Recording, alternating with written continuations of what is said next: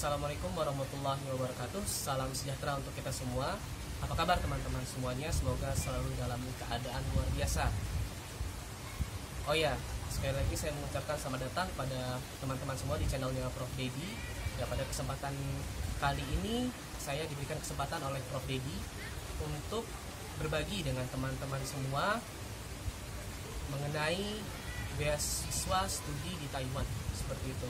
Dan sekali lagi saya mengucapkan terima kasih pada Prof Dedi yang telah mengizinkan saya untuk berbagi di channel beliau. Prof Dedi ini dulu dosen saya waktu saya kuliah di FEUNJ. Oh ya, sebelum kita lanjut, saya ingin memperkenalkan diri saya. Nama saya Adnan Kasofi. Saya dulu kuliah di FEUNJ 2009.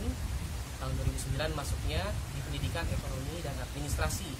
Lalu setelahnya saya lulus dan mendapatkan kesempatan untuk studi kembali di Taiwan, seperti itu. Namun pada saat ini saya tidak berada di Taiwan. Saat ini saya berada di Malaysia untuk bekerja, seperti itu. Oke, kita akan mulai dari bagaimana cara mendapatkan beasiswa studi di Taiwan. Kali ini saya akan menjelaskan bagaimana mengenai beasiswa studi di Taiwan. Jadi beasiswa studi di Taiwan itu secara umum ada dua kategori. Jadi beasiswa yang diberikan oleh pemerintah serta beasiswa yang diberikan oleh kampus.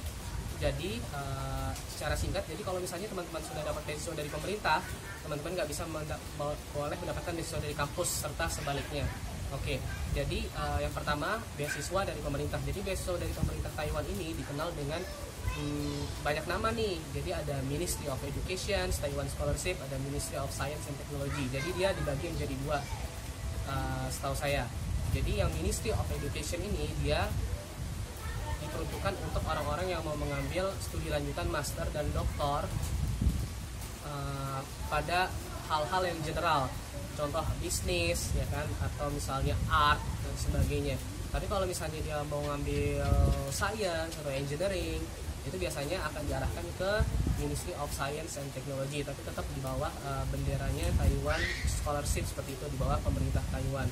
Jadi dokumen yang dibutuhkan tentunya semuanya sama. Jadi ketika teman-teman mendaftar, nanti teman-teman akan diberi form. Jadi teman-teman isi form itu semuanya. Lalu yang berikutnya adalah dokumen yang dibutuhkan, tentunya IELTS atau TOEFL ya, bukan IELTS dan TOEFL, IELTS atau TOEFL. Jadi IELTS ini teman-teman biar safe atau aman, cukup reserve angka di 6 atau 6,5, itu sudah aman untuk kualifikasi di Ministry of Education atau Ministry of Science and Technology ini. Lalu yang berikutnya adalah teman-teman harus menulis research plan. Jadi research plan ini nanti banyak nih tujuannya. Yang pertama untuk convincing MOA-nya atau pemberi beasiswanya, atau MOST-nya pemberi beasiswanya, apa aja sih yang kamu mau kerjakan selama di Taiwan gitu kan, research apa aja dalam studi kamu di Taiwan, seperti itu. Jadi kan sebagai pemberi beasiswa mereka mau tahu sebenarnya kamu tuh mau ngapain pergi ke Taiwan gitu.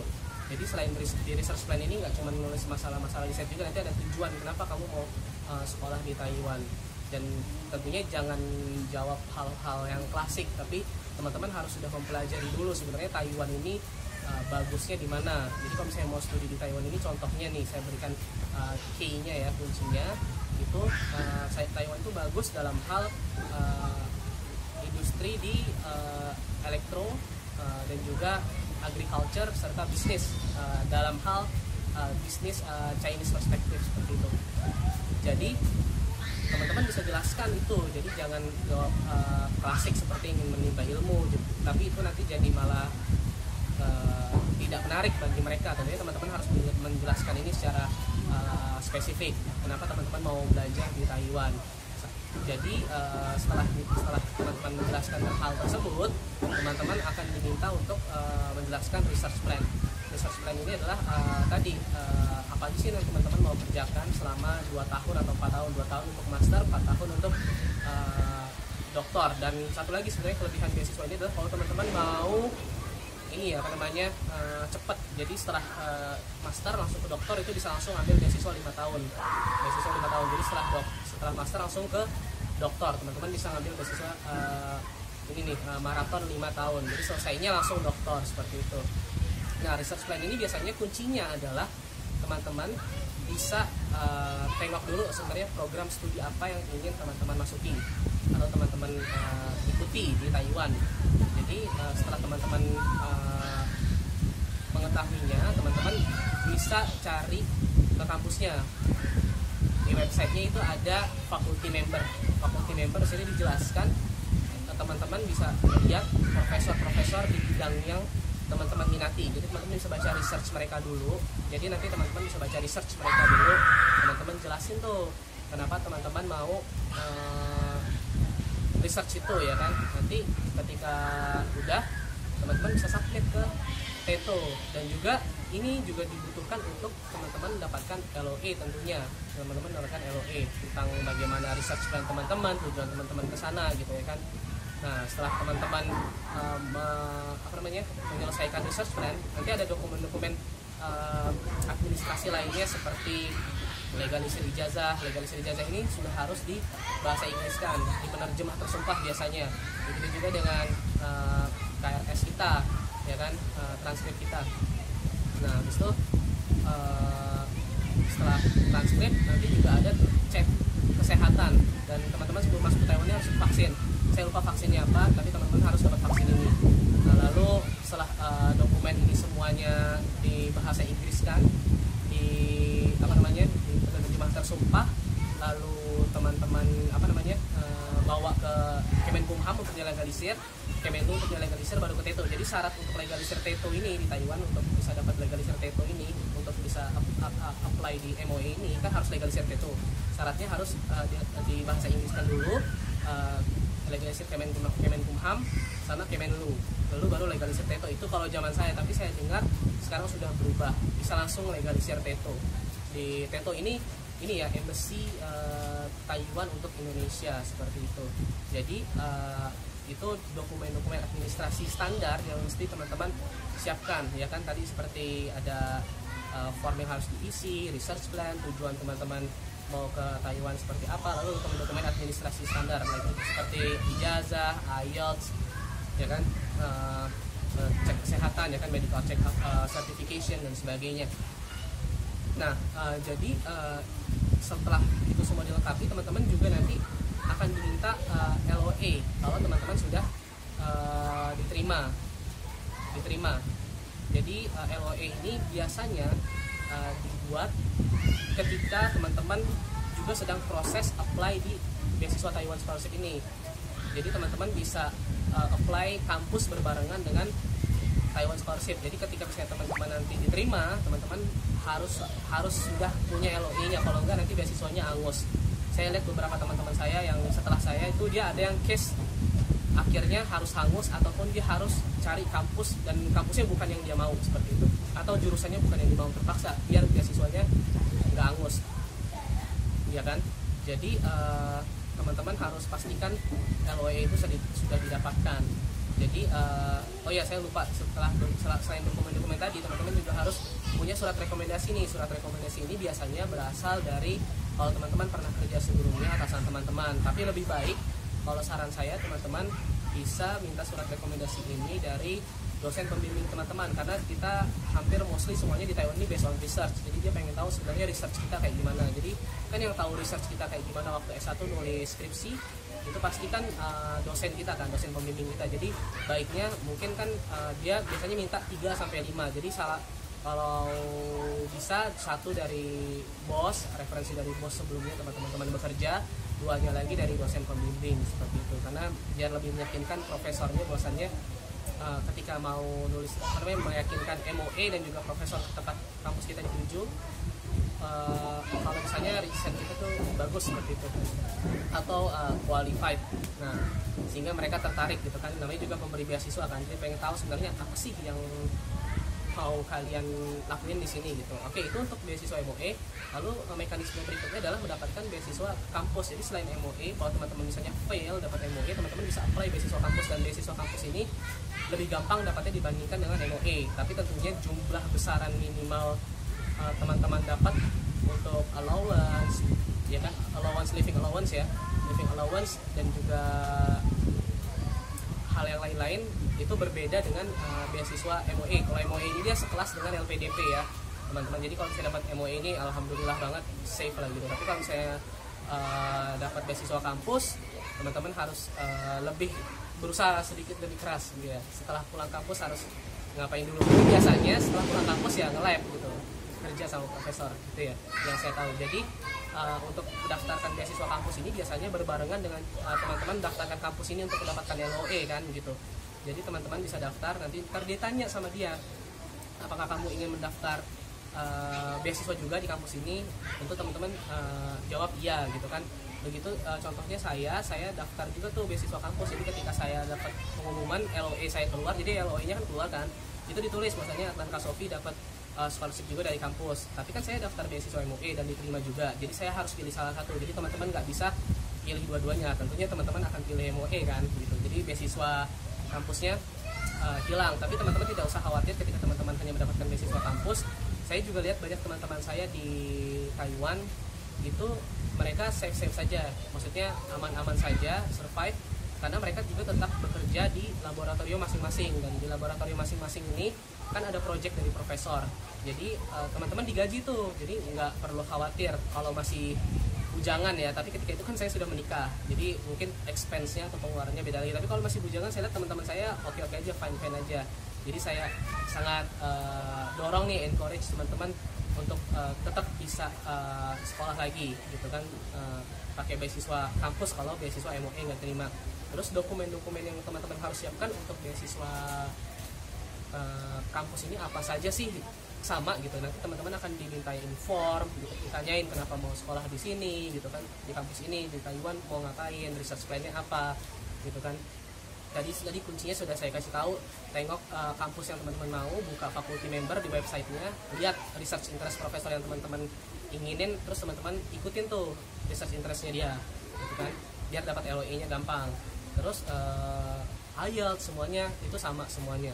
Jadi secara umum beasiswa di Taiwan dibagi menjadi dua, beasiswa dari yang diberikan oleh pemerintah maupun yang diberikan oleh kampus. Sebenarnya sama-sama dari pemerintah, cuman pemerintah ini dia yang dari MOST sama MOE ini dia lebih tinggi nominalnya, allowance yang didapatkan ya kan, habis itu benefit-benefit lain ya kan, seperti apa namanya, bayar credit course, walaupun sebenarnya sama. Jadi yang membedakan beasiswa beasiswa pemerintah sama beasiswa kampus ini allowance yang diterima gitu. Sama-sama kuliahnya gratis, semuanya kuliahnya gratis, tapi allowance yang teman-teman terima di MOE itu jauh lebih besar dibandingkan dengan beasiswa kampus. Oke, sampai sini yang teknis untuk beasiswa Taiwan, dokumen semuanya sudah sudah saya jelaskan. Lalu berikutnya daily life teman-teman, seperti itu. Jadi teman-teman di sana tidak usah khawatir. Mungkin teman-teman akan encounter isu terkait dengan language, seperti itu, bahasa ya kan, ada bahasa diskrepansi gitu kan.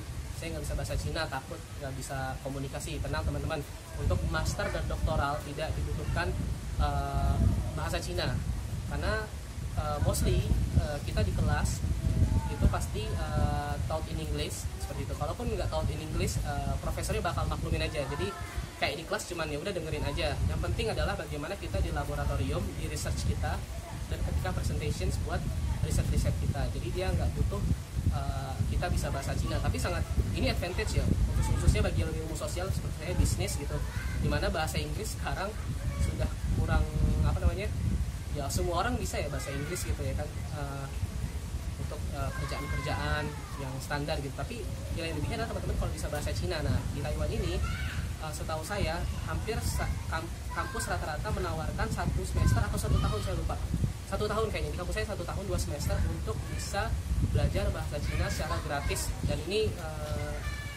ada sertifikasinya juga, sama seperti TOEFL atau IELTS, namanya TOCFL, Test of Chinese as Foreign Language, seperti itu. Jadi teman-teman bisa ambil ini, dan ini bakal jadi advantage banget buat teman-teman kalau teman-teman bisa ambil ini gitu. Tentunya teman-teman harus lihat kesibukan teman-teman ketika kuliah. Kalau misalnya nggak sanggup, jangan ambil, nanti bisa terbengkalai seperti itu. Tapi saya encourage banget kalau teman-teman nanti mau kuliah di Taiwan bisa ambil kelas ini seperti itu. Lalu daily life-nya itu teman-teman tadi nggak usah khawatir dengan bahasa, karena bahasa kita pakai bahasa Inggris dan juga kita nggak required untuk bahasa Chinese nanti, tapi teman-teman tentunya bakal kalau keluar jajan dan sebagainya teman-teman harus bisa bahasa Cina tentunya, karena nggak semua orang bisa bahasa Inggris di Taiwan selain akademisi seperti itu. Berikutnya saya ingin memperkenalkan sedikit mengenai tempat di mana saya berkuliah dahulu. Saya berkuliah di kota Tainan di bagian selatan Taiwan, tepatnya di kampus National Cheng Kung University. Saya berkuliah di Institute of International Management NCKU. Jurusannya atau program studinya lah bisa kita sebut itu di Institute of International Management and Business Administrations. Jadi ini memang programnya khusus program internasional, di mana mostly yang datang itu dari luar negeri, maksudnya bukan dari lokal Taiwannya sendiri. Nah, di program saya dia menawarkan beberapa bidang keahlian di MBA sendiri ya. Kemarin itu ketika saya itu kita ada manajemen information system e-commerce ya kan, dan operations, lalu berikutnya ada finance and accounting, serta ada strategic management dan SDM lah, kalau di Indonesianya ada MSDM seperti itu. Nah, jadi teman-teman bisa nih nanti daftar ke program ini ya, bisa daftar ke program ini, tapi sebelumnya teman-teman harus daftar kampusnya dulu lalu milih program ini seperti itu.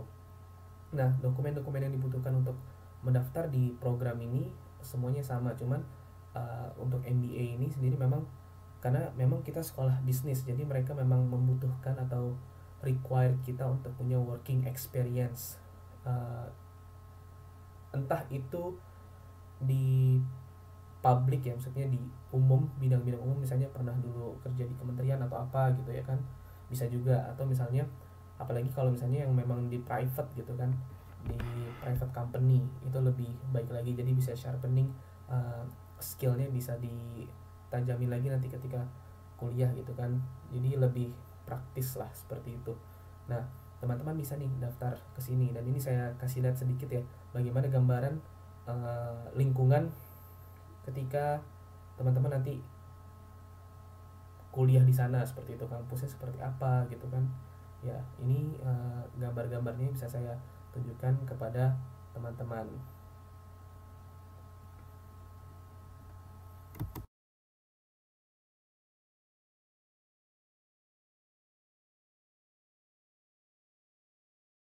Oke teman-teman, sebelum kita mengakhiri, jadi ada kabar gembira nih buat teman-teman semua. Agenda tahunan Taiwan Higher Education Exhibition tahun ini akan dilaksanakan bulan ini nih, di tanggal 21 November. Jadi biasanya setiap kampus di Taiwan, baik negeri maupun swasta, nanti akan ada partisipasi untuk ikut di agenda tahunan ini, untuk campaign mereka nih, supaya mahasiswa-mahasiswa Indonesia mau kuliah di Taiwan seperti itu. Nah, nanti nih teman-teman bisa dapat kesempatan untuk coaching langsung bersama dengan perwakilan kampus tersebut dan juga program studi, di mana juga nanti profesor-profesornya juga akan hadir langsung.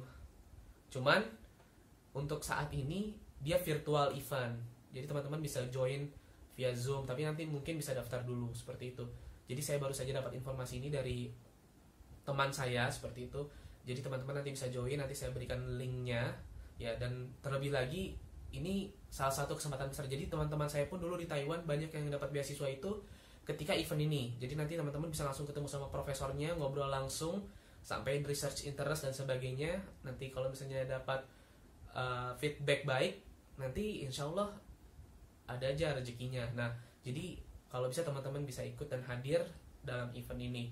Oke, dan juga saya mengucapkan terima kasih kepada Pak Dedi lagi atas kesempatannya untuk berbagi, dan juga saya meminta kepada teman-teman semua untuk terus mendukung channelnya Pak Dedi ya, Prof Dedi Purwana ya, dengan subscribe, like, dan sharing sebanyak-banyaknya agar nanti kedepannya channel ini bisa memberikan manfaat bagi semuanya, tidak hanya lingkungan FEUNJ atau UNJ, dan juga bisa ke semua orang seperti itu, mencakup semua orang.